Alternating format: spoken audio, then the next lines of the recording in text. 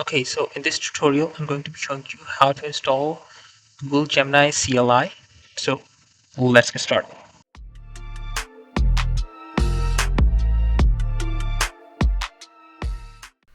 If you're looking to get a 20% discount on Hostinger, then use the referral code in the description below, or go to the Hostinger website, and in the website URL, add question mark, referral code is equal to swebdev, and press enter. The code will be applied on checkout. So let's continue with the rest of the video. So to install Google Gemini CLI, it's very simple.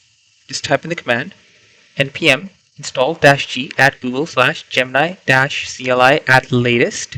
And I'm using Node, by the way. You have to install Node first, and then you can run this command. Just go to the Node.js website and download Node. And it's a simple installation process. No sign up or anything else required. Install that and then just type in this command. And now I'm going to press enter. Now it's installed. And now what you need to do is add Google Gemini API key. So go to your browser. Next, what you need to do is go into your AI Studio, and then there is an API key option. Just select that, then click create API key. Then you can create an API key. Okay. Now after that, open your Windows settings. Okay, and here just type in environment and then click on edit environment variables. And here what you're going to do is click on new, and then you put in the name, which is Gemini API key. Then click this to copy the key, paste the key in, and then press OK. Okay, it adds the key as a variable. Okay, press OK. Next, what we're going to do is right click and on the Windows icon, and then click on terminal again to open the partial terminal. Now I ended up going to the Microsoft Store, installed this separately. Sometimes this causes a problem, so I just installed PowerShell. You literally just need to type in PowerShell to install this. And now I am in this folder. Okay, now what you're going to do is type in Gemini, press enter.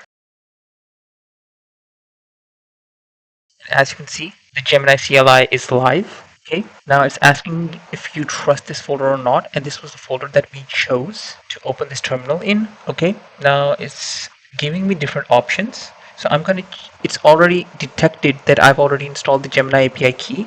So it's already selected that option for me, but you can just go inside into your Google account as well, or Vertex AI. I'm going to use the Gemini API key. Now I'm going to use the use Gemini API key, and you can just copy paste your API key here, but I'm not 100% sure if this is a permanent way of storing your API key. So you can use this method or the method that I just showed you. So just press enter, and now you can just ask it a question. Okay, so it's telling you that this is the work directory you are in, and it's auto selected the Gemini 3 version. Okay, and you can change this, by the way. Just do / and then model to manage which model you want to use. Okay, you have 3 options, and you can also go in and select one of these as well. So I'm just going to keep the one that I already have. Okay, so I'm just going to ask it to do something very simple. So I'm just telling it to install and set up React using Vite and start the server on port 3000. That's it. I'm just going to press enter, and let's see what it does. Okay, now it's asking that if I want to allow it to run this command. You can do allow once or allow for this session. So basically I think allow for this session will just let it run any commands it wants, but I'm just going to do allow once because it only needs to run one command. Oh no, it's asking me to select this. Oh, I think allow once only let it run once, so I'm just going to do Control-C to exit and then run this command again. Okay, now I'm going to do allow for this session because I think I needed to do this rather than what I did before.